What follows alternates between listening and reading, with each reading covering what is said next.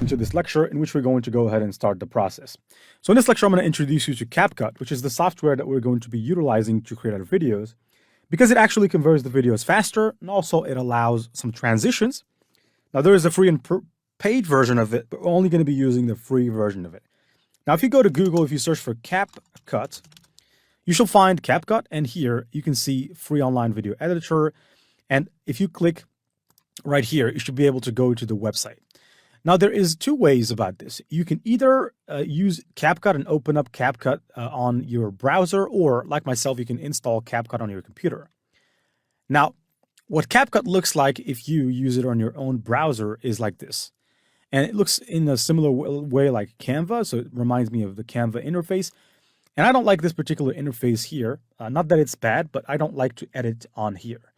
And I would recommend you to go back into the steps and then basically just look for a CapCut download. Look for CapCut download. You should find a link in which you can go ahead and download CapCut. And basically, it's not an app. It's CapCut. Download CapCut in Windows.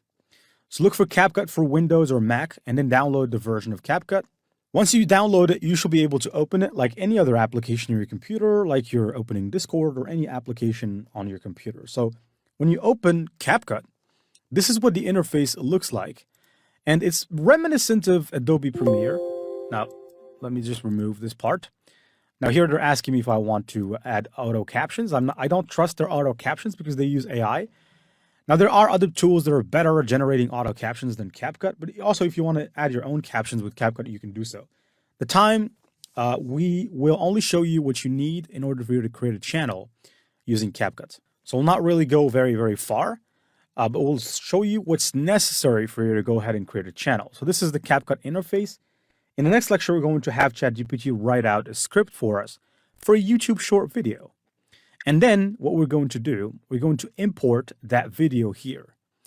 But first thing is first, as you can see here, there is nothing that we can do because we have no media. We have imported no media.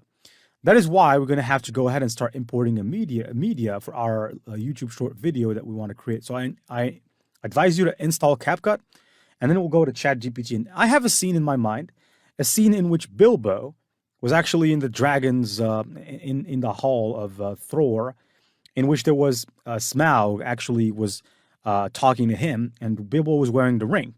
And there was an instance which I think could go viral, in which Bilbo actually, while wearing the ring, still Smaug could see exactly where he is, and he played dumb with him.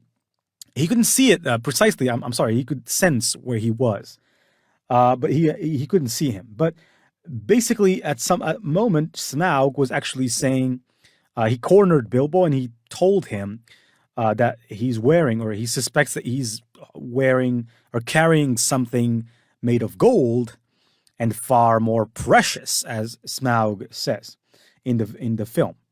And he kept repeating precious, precious, precious as some sort of an incantation. So dragons are also wizards, for people that don't know, but dragons, they can throw incantations. They can throw spells. People don't know this, but dragons are basically wizards as well. So that incantation, we wanna unveil the secret behind why Smaug's incantation of precious made Bilbo remove the ring in the first place, and why is it exactly after Bilbo removed the ring, he saw a flash of the Eye of Sauron.